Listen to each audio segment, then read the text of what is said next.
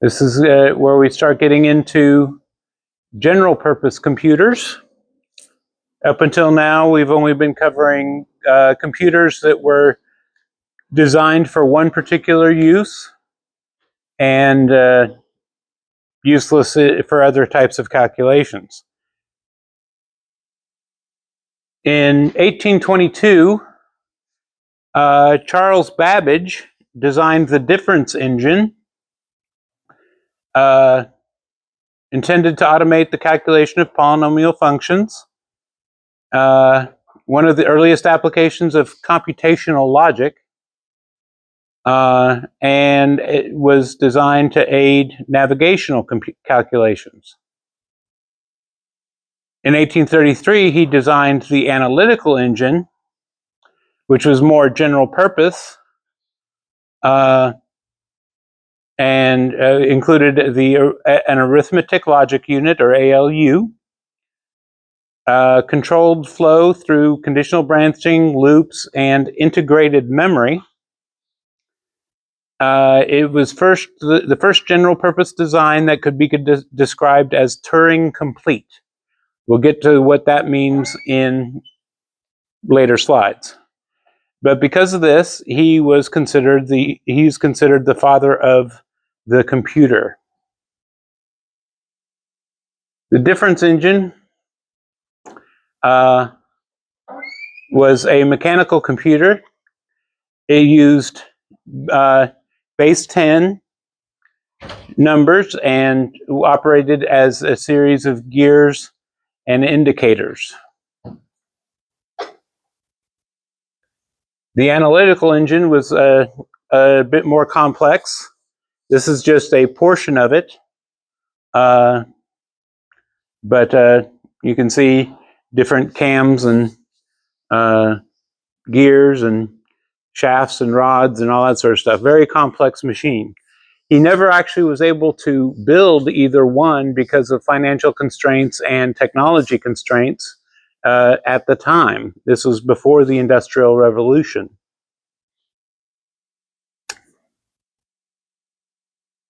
Ada Lovelace, she was Charles Babbage's assistant, and she conceptualized algorithms that could be executed on the analytical engine. Her notes from the 1840s are recognized as being the first computer programs. But she also saw the potential in computers and predicted generating complex musical compositions and language processing, all the way back almost 200 years ago.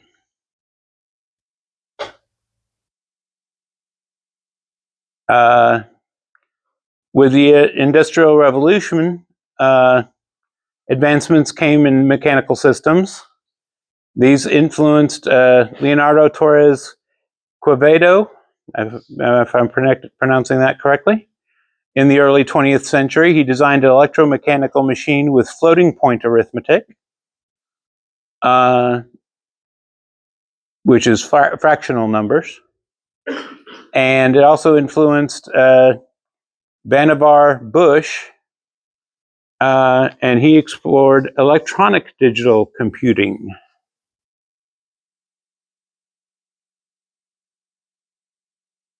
Analog computers were the earliest forms of mechanical computers, used continuously changing aspects of physical devices like electrical charge or mechanical, the position of pulleys, gears, or rods, or hydraulic methods using water or oil to represent different levels and different values. Sir William Thomson invented a tide predicting machine in 1872, used a system of pulleys and wires to calculate, and it was the foundation for further developments in analog computing. James Thomson, his brother, invented the differential analyzer to solve differential equations by integration in 1876. Used wheel and disc mechanisms. Was also a analog computer.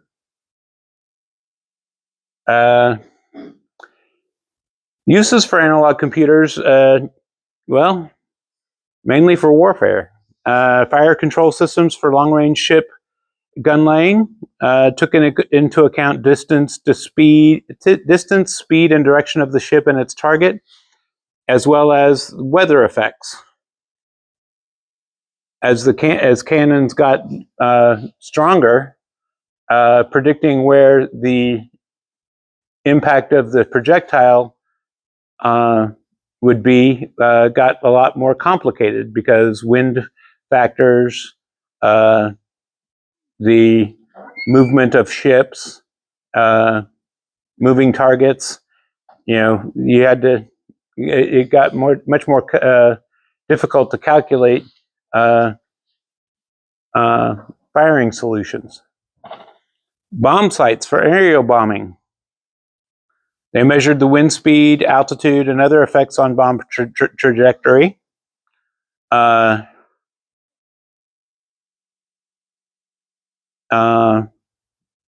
Bombers, if I'm recalling correctly, bombardiers, if they looked like they were going to get shot down, were instructed to destroy the bomb sites first before they crashed, in case it survived and were to be obtained by the enemy and reverse engineered, and that technology be used against the Allies in World War II. But both types of systems were used widely in World War I and II. World War II saw the more advancements in digital computers. The principle of the modern computer was actually first described by Alan Turing in 1936. He wrote the paper on computable numbers, described what became known as Turing machines, and he proved that such a machine would be capable of performing any conceivable mathematical computation if represented as an algorithm, and introduced the notion of a universal machine that could perform any tasks that another machine can do, and compute anything that is computable by executing a program stored on tape. That is the basics of a Turing complete machine that was mentioned earlier. Turing complete machine is a machine that can basically calculate anything that is calculatable. A truly Turing complete machine would have infinite memory and infinite number calculation capability. So no truly Turing complete machine exists, but the size of the numbers that modern computers can handle, they are effectively Turing complete. It's not infinite, but it's pretty darn close. Electromechanical computers, like the Z2 and Z3, developed by Konrad Zuse, used mechanical memory, and the arithmetic and controlled logic were electrical relay circuits. A relay is basically a magnetically controlled and therefore electrically controlled switch. The first fully automatic electromechanical digital computer was the Z3, in 1941. It used 2,000 relays or switches. It had a 22-bit word length, so it could process numbers 22 bits wide, and a clock frequency of 5 to 10 hertz. So it could operate, the clock cycles that we have now on computers are measured in gigahertz or billions of hertz. This was 5 or 10 cycles per second. That's it. Really slow. But it did use, the Z3 did use binary numerical representation. A lot of computers before then used base 10, like Charles Babbage's computer. The Z3 used binary. And it was proven to be Turing complete in 1998 by some researchers. This is a photo of the Z3 computer. Pretty good sized machine, using electrical relays and wires, and this is the console that you operated it from.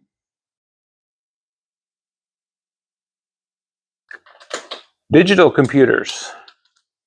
My research didn't say when he first suggested the term digital, but George Robert Stibitz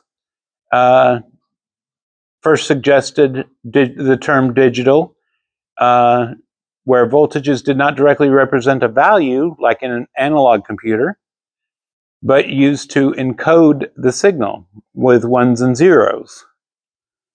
The mathematical basis for digital computing is Boolean algebra, originally developed by George Boole in 1854 and refined by William Jevons and Charles Peirce in the 1860s.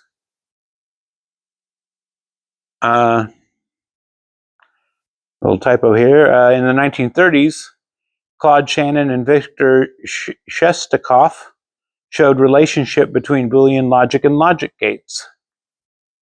It founded the practical, which formed the foundation for practical digital circuit design.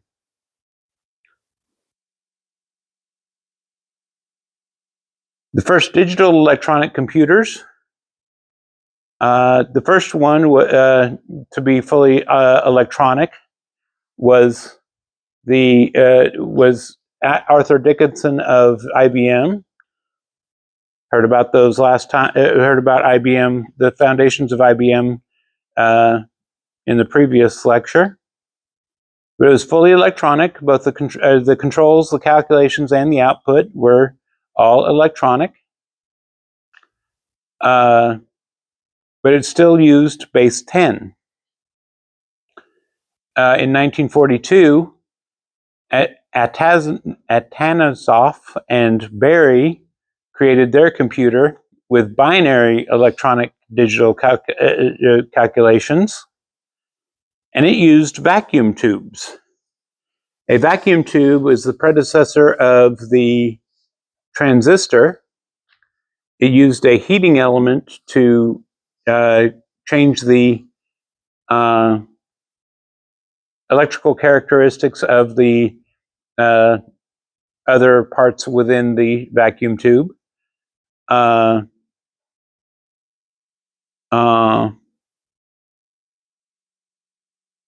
because of the heating elements, they had a tendency to get very hot, break down a lot, and consume a lot of power.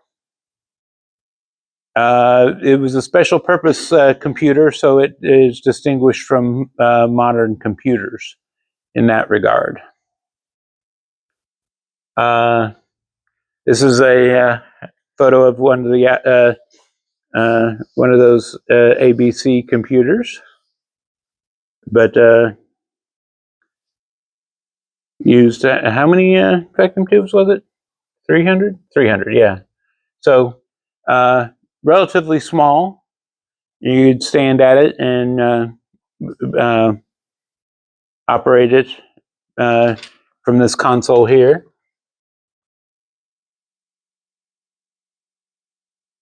Electronic programmable computers were developed during World War II as well. The first one was Colossus. The Mark I had 1,500 vacuum tubes. The Mark II had 2,400 vacuum tubes and 5 processors. So it was the first multi-core or multi-processor computer as well. They took 8,500 watts of power. That's a lot of power. The most powerful, the most power-hungry thing that we use probably on a daily basis is a hair dryer. Hair dryers typically are around 1,200 to 1,500 watts, depending on how hot they get. This used quite a bit more than those. Only 12 units were made, and Winston Churchill, because of the nature of what they were used for, ordered them to be all destroyed, except for 2, I think. His instructions were to have no piece remaining larger than the size of a man's hand. So they were all but destroyed. These were the first generation computers.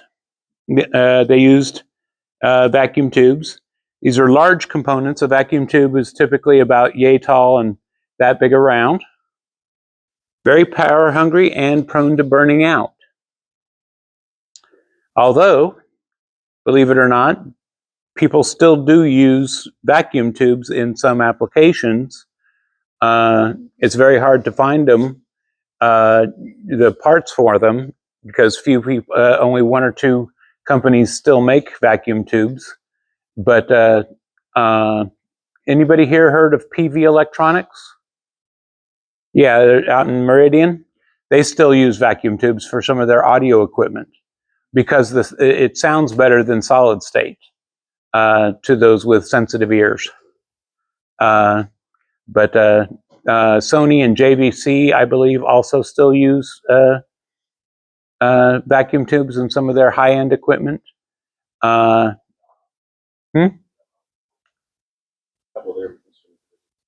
Yeah, yeah. But yeah, those were the first generation computers. This is a photo of not a very good photo, but a photo of the Colossus Mark II being operated. Something of note with this picture, you notice the operators are women.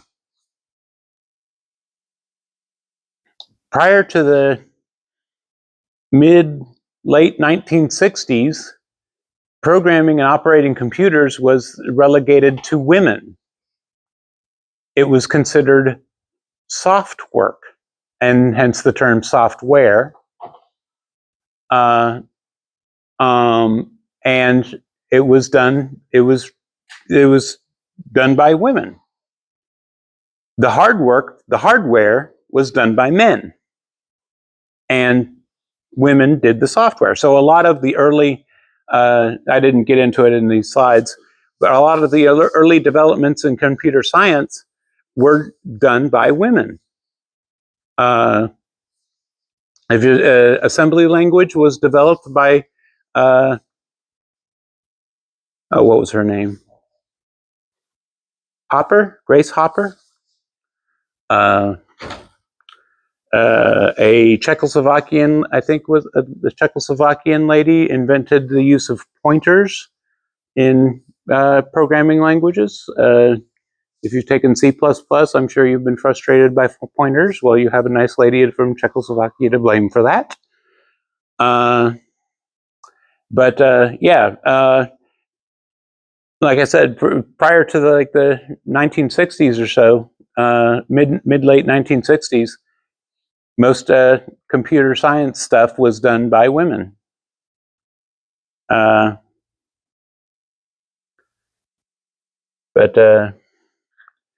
American contributions. The Colossus was made made in England.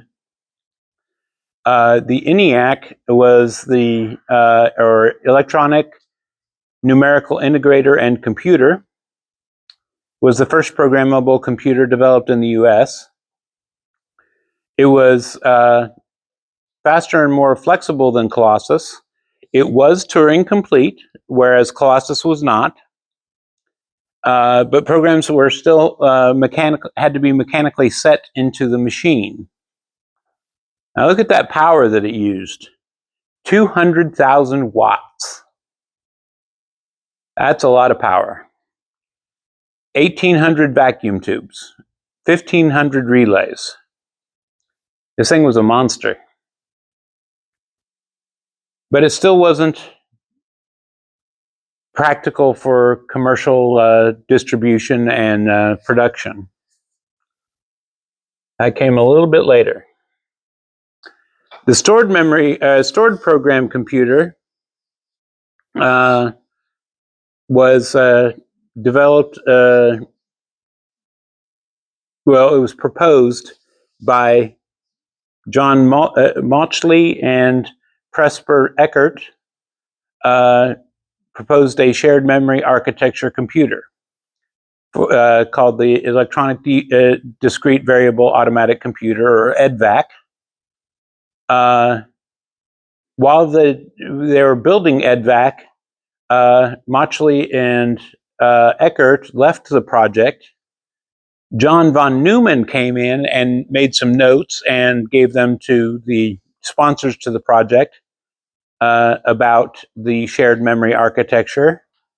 And he didn't mention Mauchly or Eckert, so the architecture was termed von Neumann architecture, as opposed to Harvard architecture, which is a computer that has a separate memory for the program and the data, which is still very common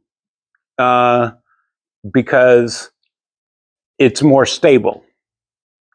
If with a shared memory architecture, the data could conceivably corrupt the program.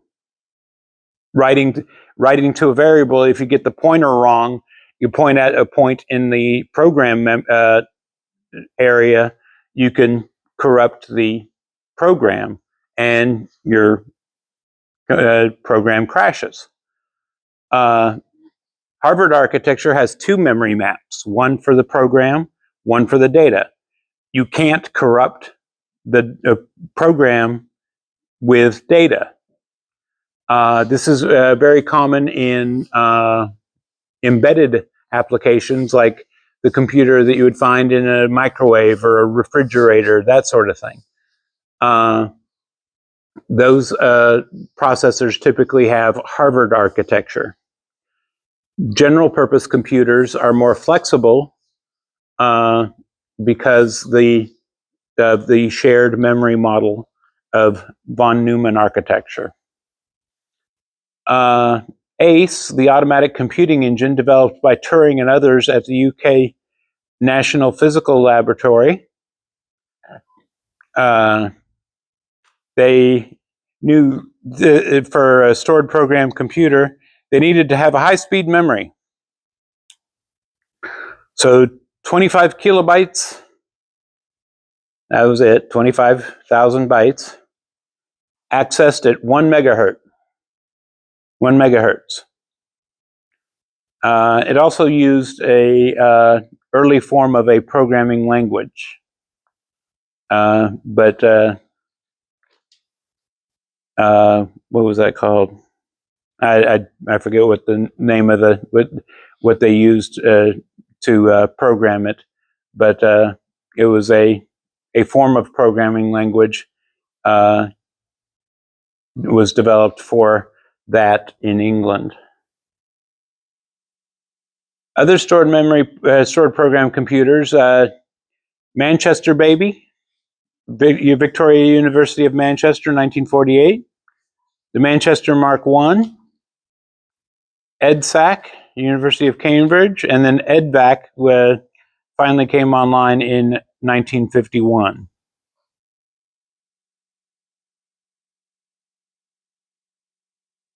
These are pictures of EDSAC and EDVAC. Big racks of vacuum tubes. As these little white light strips here. Light marks are individual vacuum tubes stored in cabinets and pumped with a lot of power. Now, first commercial computers didn't arrive until 1951. The first one being the Ferranti Mark I, followed closely behind by the Leo I computer. UNIVAC sold 46 machines for $1 million apiece, 12.1 in 2024 dollars. That's considered the first mass-produced computer. 5,200 vacuum tubes and 125,000 watts to operate it. IBM came along shortly thereafter and sold their IBM 650 for only $500,000 in 1954.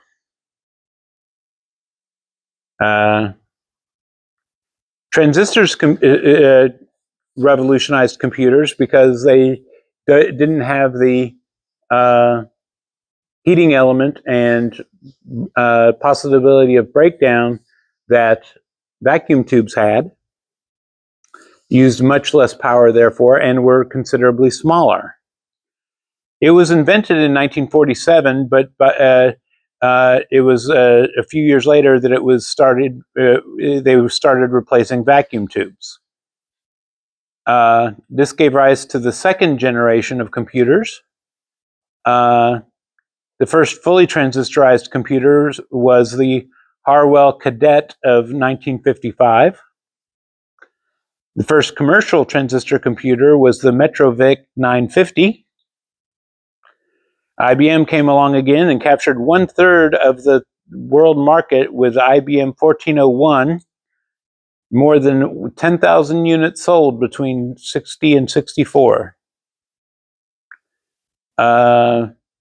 With the transistor, supercomputing became possible in the 1960s. The Atlas computer, commissioned in 1962, was at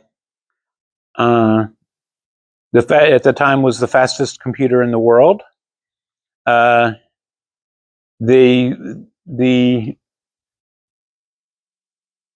saying in England at the time, that was Atlas was in England.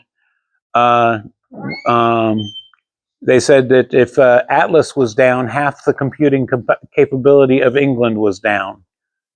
That's how much it overshadowed other existing computers. I'm sure most of you have heard of Cray supercomputers. They started out in the 1960s. They released the CDC 6600, not the 66,000. Was in 1964. It had a speed of 1 megaflops. Now, a megaflops is 1 million floating point operations per second. So multiply fractional numbers 1 million times in a second. Modern supercomputers have teraflops or petaflops, so orders of magnitude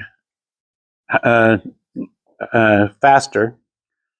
But the Cray CDC 6600 was broke the megaflops barrier. Huh? I'm sorry, say that again? Oh, okay. But third generation computers used integrated circuits, invented at Texas Instruments and Fairchild Semiconductor. I'm sure everybody's familiar with TI and their calculators and that sort of thing. They were the first ones to develop a working prototype in 1958 for an integrated circuit. The first third generation computers were commercially available beginning in the mid-1960s. The first silicon IC computer was the Apollo guidance computer used on the Apollo moon missions. All those big computers were finally miniaturized down to what was in the Apollo rockets was only 70 pounds compared to the several tons of vacuum tubes and stuff from just a few years before.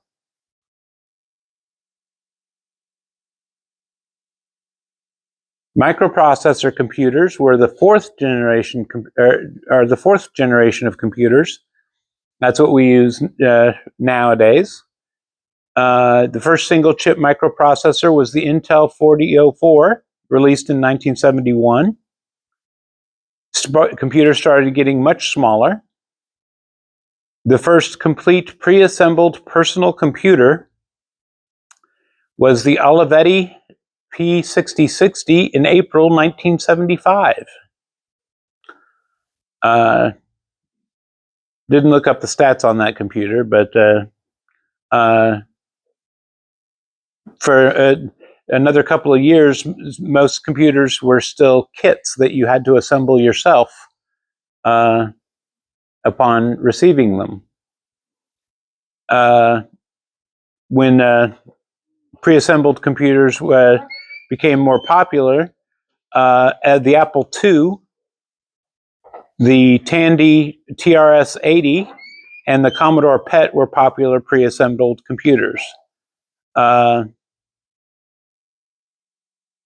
Apple I was sold as a kit, and you had to assemble it yourself. But the Tandy TRS-80s were not very good. The TRS-80 was also commonly referred to at the time as the Trash 80. Yeah. TRS stands for Tandy Radio Shack.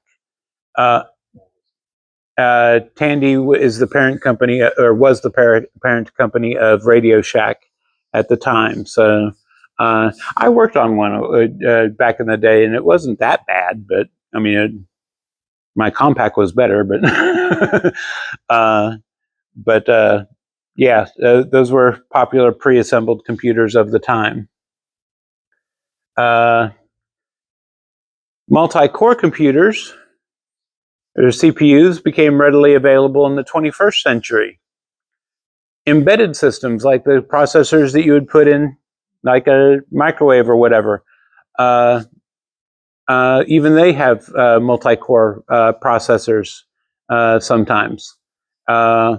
When you get into embedded systems later on, or if you're already in it, the ESP32 that you use for that course is a 2-core computer, 2-core processor. Anybody in embedded yet, or have it embedded? Next semester? Oh, okay. But yeah, so being able to do literally 2 things at once is a fairly new advent to computers. Before that,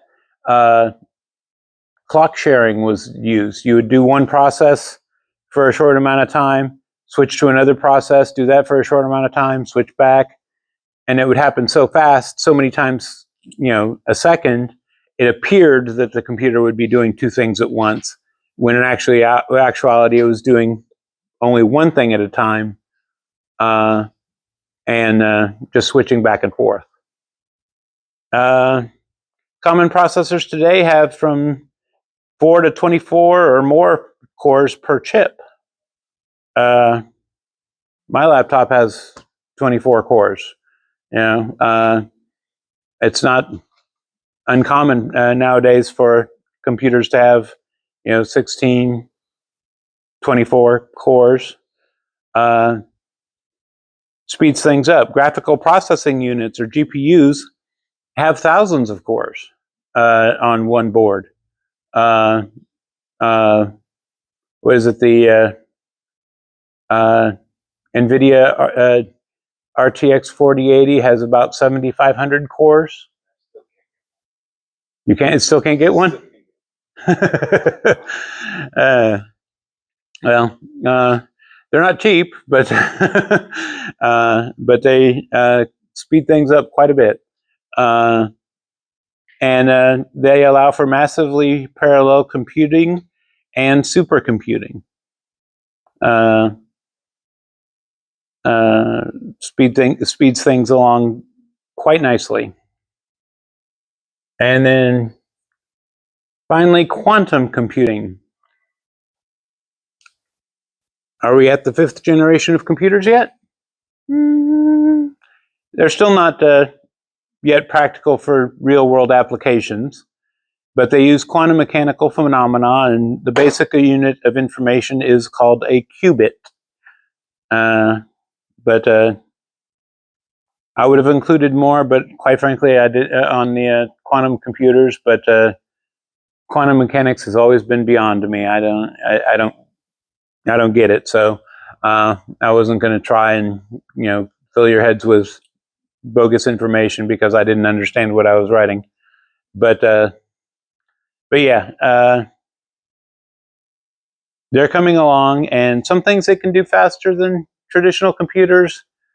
But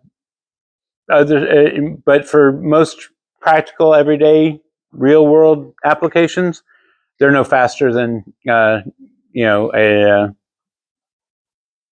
well-equipped regular computer. So we'll see if this quantum computing ushers in a 5th generation of computers for more advanced computing capabilities. Anyway, that would be about it for the history of computing. I hope it was educational and interesting. The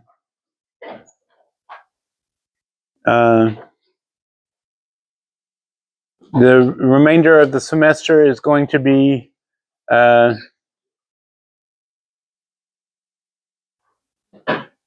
different things that computers can do, and some pointers and advice on continuing in this field that you've chosen, electrical and computer engineering. I had a discussion with a student earlier today about when learning about new technologies or parts or whatever, who do you trust to get the information from? Facebook? Nah. YouTube? Nah. Who do you trust to get your information from? That sort of thing. But more on that next week. In the meantime, have a wonderful day and have a good weekend. See you Monday.